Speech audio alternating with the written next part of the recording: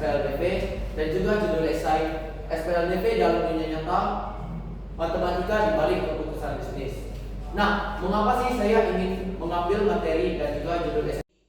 Karena saya tahu bahwa siswa-siswi zaman sekarang itu berpikiran bahwa matematika adalah pembelajaran yang membosankan dan juga kayak ngapain sih kita belajar matematika banyak-banyak, kan juga di kehidupan nyata kita gak pakai.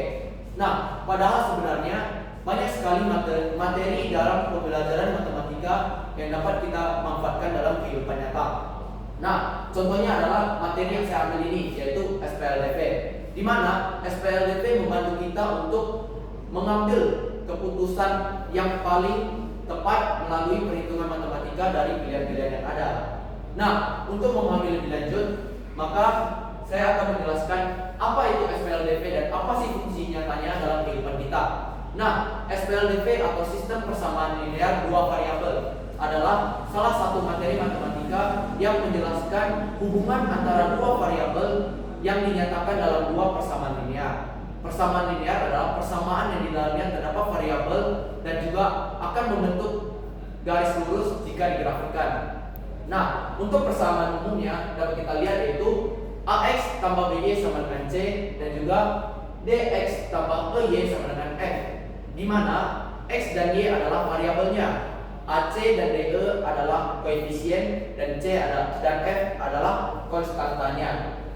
Nah, untuk kehidupan nyata, apa sih guna SPLDP? Nah, saya akan membuat sebuah studi kasus di mana saya adalah seorang pembeli dan saya ingin membeli jeruk dan juga mangga. Saya datang ke supermarket. Supermarket biasa menjual jeruk dan mangga dalam satuan kiloan.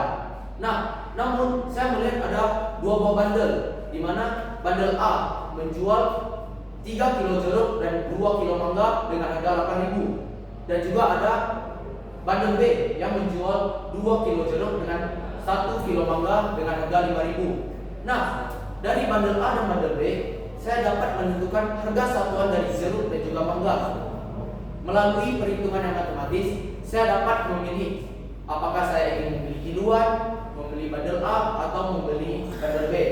Nah, karena perhitungan matematis tersebut, saya dapat memilih pilihan yang paling menguntungkan bagi saya. Nah, itu salah satu contoh nyata SPLDP. Nah, kalau dalam kehidupan bisnis gimana? Nah, untuk kehidupan bisnis, SPLDP dapat membantu pengusaha untuk mengetahui apa itu break even point atau BEP. Nah, break even point dalam bisnis adalah kondisi di mana total pendapatan itu sama dengan total biaya yang dikeluarkan dalam menjalankan bisnis. Nah, ada dua komponen penting dalam BEP atau break even point yang biasa kita sebut dengan titik impas. Nah, yaitu adalah total biaya dan juga total pendapatan. Total biaya yang dikeluarkan itu ada dua jenis. Ada yang total biaya tetap, yaitu total biaya yang tidak dipengaruhi dengan jumlah produksi barang. Contohnya seperti apa? Seperti gaji karyawan dan juga sewa ruko untuk usaha. Itu tidak akan dipengaruhi dengan jumlah produksi per hari atau per bulan. Sedangkan total biaya variabel adalah total biaya yang dipengaruhi dengan jumlah produksi barang dalam jangka waktu tertentu. Contohnya harga bahan baku. Kalau semakin banyak jumlah produksinya, maka biaya itu akan semakin naik. Nah, dan juga ada total pendapatan. Total pendapatan itu dapat kita cari dengan harga jual tiap unit barang dikali dengan jumlah produksinya. Nah, dengan pengertian-pengertian tersebut dapat kita ketahui dua persamaan, yaitu persamaan total biaya dan juga total pendapatan. Di mana persamaan total biaya adalah biaya tetap atau fixed cost ditambah dengan variable cost atau biaya variabel dikali dengan X, dan juga total pendapatan yaitu harga jual per unit dikali dengan X, di mana X mewakilkan jumlah unit yang berhasil terjual. Nah,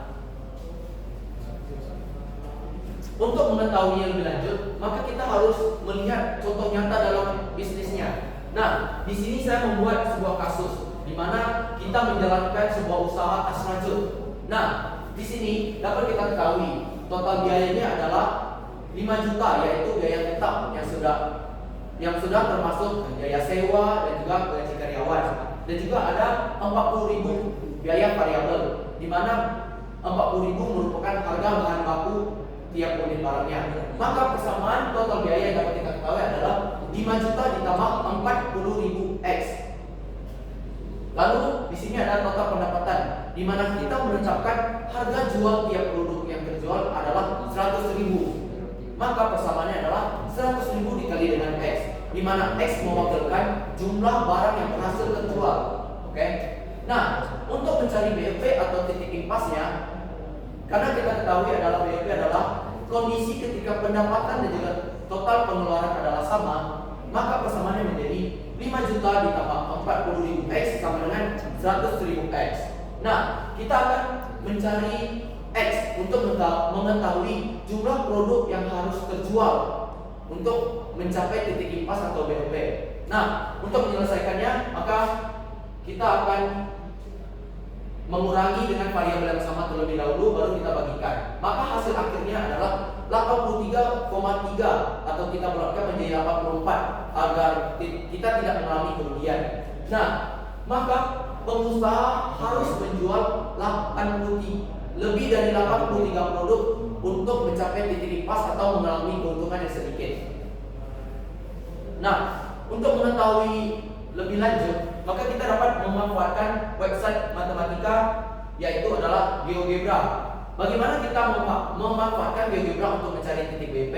Maka kita akan mengubah satuan persamaannya menjadi satuan juta. Karena kalau kita masukkan karena kita masukkan yang tadi 5 juta, maka angkanya akan terlalu besar sehingga kita susah untuk mendapatkan kesimpulan. Nah, ketika kita masukkan dua persamaan tersebut, maka akan terdapat sebuah titik potong antara persamaan X dan juga Y. Nah, titik potong inilah yang harus kita ketahui nilainya, karena di situ terletak BOP. Nah, titik potong yang saya maksud adalah titik potong A, yaitu di koordinat X, Y, di mana X dan Y itu menjelaskan arti yang berbeda. X terletak pada 83,333. Itu mewakilkan jumlah produk yang harus terjual. Berarti pengusaha harus menjual lebih dari 83 produk untuk mencapai titik BOP. Nah, kalau untuk Y mewakilkan pendapatan kotor yang tercapai ketika titik BOP itu tercapai. Contohnya, kalau kita berhasil menjual 83 atau 84 produk, maka pendapatan kotor kita adalah 8.400. Berarti kita sudah melebihi total biaya yang kita keluarkan, maka kita mendapatkan keuntungannya sedikit, sangat sedikit. Nah, melalui penjelasan saya tadi, ada beberapa poin yang dapat kita simpulkan. Yang pertama, BOP itu membantu pelaku usaha untuk memahami hubungan biaya, harga, dan juga volume penjualan, sehingga keputusan yang diambil menjadi lebih terencana dan juga teratur. Artinya, hal ini menunjukkan bahwa BOP itu membantu kita melakukan perhitungan matematis, sehingga keputusan yang kita ambil itu tidak sembarangan dan juga tidak menebak-nebak. Nah, selain itu, BOP juga digunakan sebagai alat evaluasi atau alat untuk melihat apakah sebuah usaha layak untuk dijalankan atau harus mengalami sebuah perubahan atau evaluasi. SPLDV juga mengajarkan kepada kita cara untuk berpikir logis dan juga menganalisis hubungan antar data serta mengambil keputusan berdasarkan perhitungan yang jelas dan juga rasional. Nah, dengan demikian SPLDV dalam dunia nyata benar-benar menjadi matematika di balik keputusan bisnis.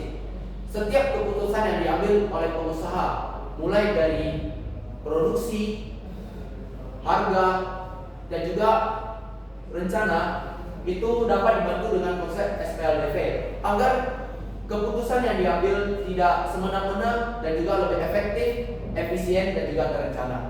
Oleh karena itu, penting bagi kita untuk memahami konsep SPLDV untuk menghadapi tantangan bisnis di masa depan. Nah, sekian penjelasan dari saya. Sekarang saya akan membuka sesi pertanyaan untuk kalian semua.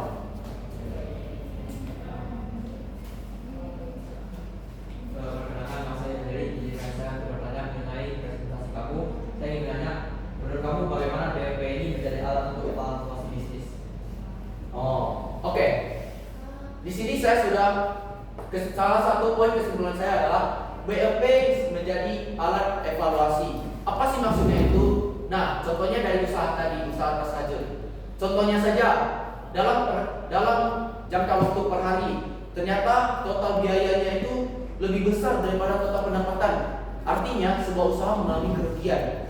Maka BLP membantu pengusaha untuk melakukan evaluasi, di mana dia bisa menaikkan harga jual tiap produk agar total pendapatan yang meningkat, atau menurunkan jumlah produksi per hari agar total pendapatannya lebih tinggi daripada total biaya. Nah, itu yang saya maksud sebagai BLP menjadi alat evaluasi dalam bisnis. Jadi sesuai yang kamu sampaikan itu, berarti BLP ini merupakan alat yang efektif ya untuk mengevaluasi bisnis. Ya, BLP menjadi salah satu cara yang efektif agar kita dapat melakukan perubahan atau evaluasi dari bisnis.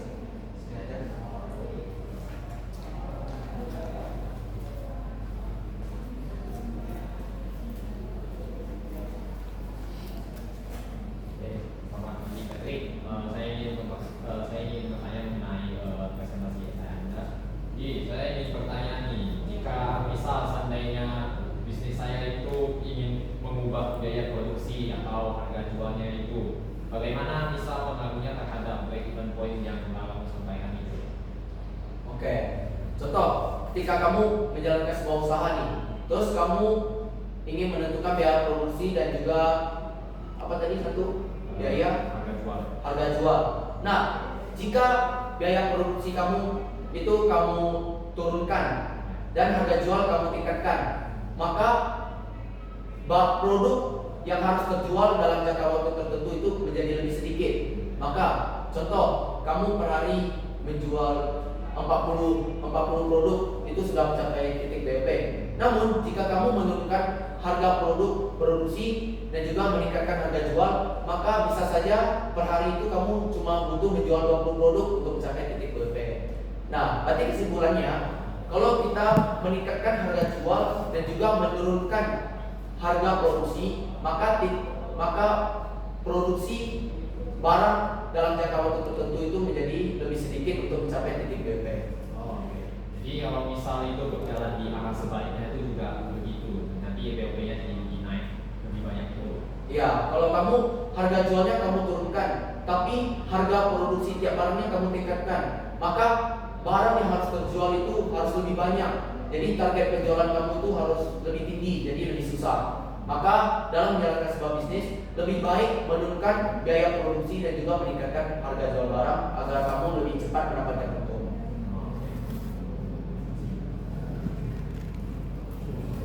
Oke, sekian dari presentasi saya. Mohon maaf jika ada kesalahan kata dan juga penjelasan yang kurang. Terima kasih.